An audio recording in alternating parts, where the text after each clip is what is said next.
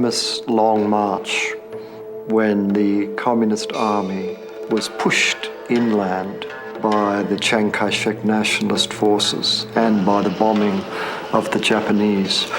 The Communists were holed up in northwest China at a place called Yan'an. There were two kinds of women there. There were the political veterans of the Long March, women who were doing the work of men, roughing it like men. Then there was a second kind of woman, young from Shanghai mainly, who'd come to join the communist movement out of idealism or out of adventure. Jiang Qing, or Madame Mao, fell into the second category. Nowadays, when we think of her, Madame Mao, we tend to think that, think of her as a strong-willed or at least ambitious, very ambitious woman, sort of disliked by all. Jiang Qing had first met Mao and become his mistress while he was still married to the revolutionary heroine He Zizhen.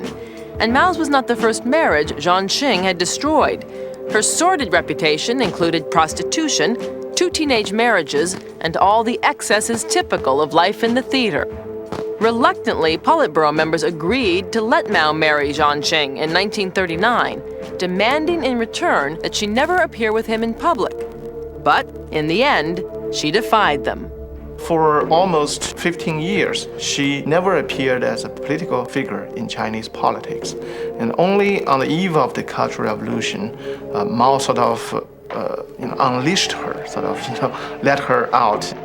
Mao was getting older and they wanted to shake up the revolution. And they put their heads together, Mao and his wife. And the answer was that culture would be the role. In 1966, in an effort to arrest growing criticism of his regime, the chairman put his wife in charge of enforcing party ideology through revolutionary art and theater. In the decade that followed, Madame Mao would become the most powerful woman in China. We only had 8 artworks. That's the only thing she allowed to perform during the time. For 8 years, you cannot have any other artistic work, and everything was forbidden, and only this one was promoted or allowed because this is the revolutionary work. Everything else was anti-revolution, it was forbidden.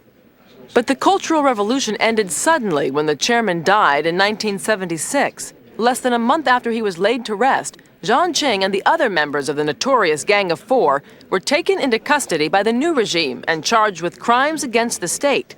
At Madame Mao's trial, she was accused of using her power to torture and imprison her enemies, both political and personal.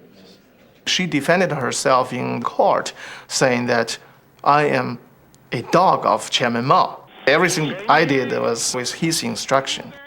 At her trial, she was called the white-boned demon, which is an epithet from Chinese tradition for a female personage who leads a man astray. And that is the Chinese Communist verdict on Jiang Qing.